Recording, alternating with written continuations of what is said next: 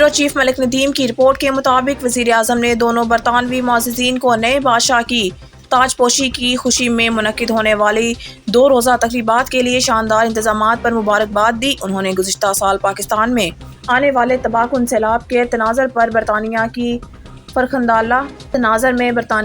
فراخدلانہ مدد کے لیے بھی گہری تعریف کی۔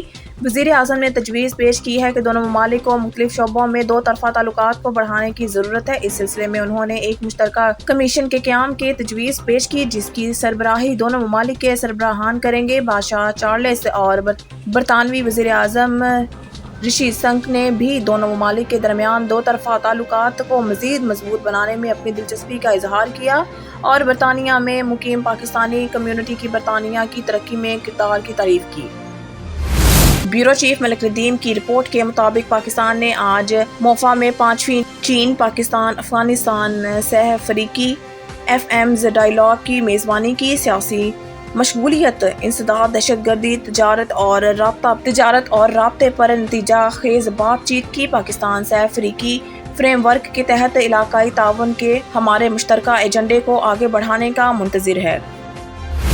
بیورو چیف ملک ندیم کی رپورٹ کے مطابق پاک چین وزرائے خارجہ اسٹریٹجک ڈائیلاگ کا 4تھا دور اسلامی جمہوریہ پاکستان کے وزیر خارجہ بلاول بھٹو زرداری کی دعوت پر عوامی جمہوریہ چین کے اسٹیٹ کونسلر اور وزیر خارجہ قن گینگ نے 5 سے 6 مئی 2023 کو پاکستان کا پہلا سرکاری دورہ کیا۔ 6 مئی 2023 کو دونوں وزرائے خارجہ نے اسلام آباد میں وزرائے خارجہ کی سطح پر پاک چین اسٹریٹجک ڈائیلاگ کے 4تھے دور کی مشترکہ صدارت کی۔ بات چیت کے دوران سیاسی، اسٹریٹجک، اقتصادی، دفاعی، سلامتی، تعلیم اور ثقافتی شعبوں سمیت 2 طرفہ تعلقات اور تعاون کے تمام شعبوں کا جائزہ لیا گیا۔ باہمی دلچسپی کے علاقائی اور عالمی امور پر بھی تبادلہ خیال کیا گیا۔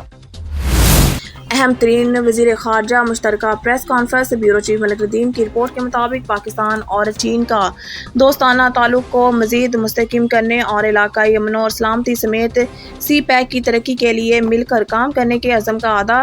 وزیر خارجہ بلاول بھٹو زرداری اور چینی وزیر خارجہ قن گانگ کا مشترکہ پریس کانفرنس سے خطاب۔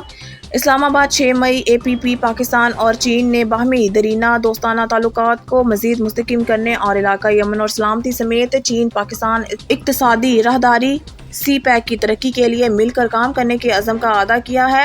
ہفتے کو یہاں دفتر خارجہ میں پاکستان اور چین کے وزرائے خارجہ کے 4تھے اسٹریٹجک ڈائیلاگ کے بعد مشترکہ پریس کانفرنس سے خطاب کے بعد مشترکہ پریس کانفرنس سے خطاب کرتے ہوئے وزیر خارجہ بلاول بھٹو زرداری اور ان کے چینی اہم منصب قن گانگ نے کہا ہے کہ پاکستان اور چین معاشی ترقی اور خوشحالی کے ساتھ ساتھ خطے خاص طور پر افغانستان میں استحکام کے لیے مل کر کوشش کریں گے۔ چین پاکستان کو اقتصادی چیلنجز سے نمٹنے کے لیے ہر ممکن تعاون فراہم کرے گا۔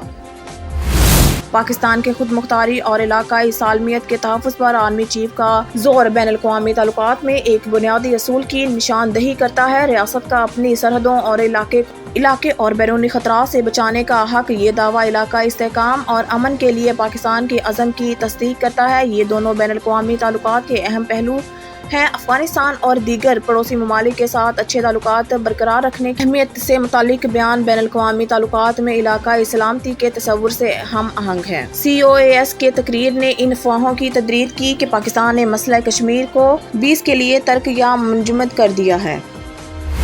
IG پنجاب کے احکامات پر انسپکٹر کے عہدہ پر ترقی پانے والے انسپکٹر شیراز احمد، محمد نذیر اور مجاہد حسین کو رینکس لگانے کی تقریب۔ RPO سید خرم علی اور CPO سید خالد محمود ہمدانی نے افسران کو انسپکٹرز کے رینک لگائے اور مستقبل کے لیے نیک خواہشات کا اظہار کیا۔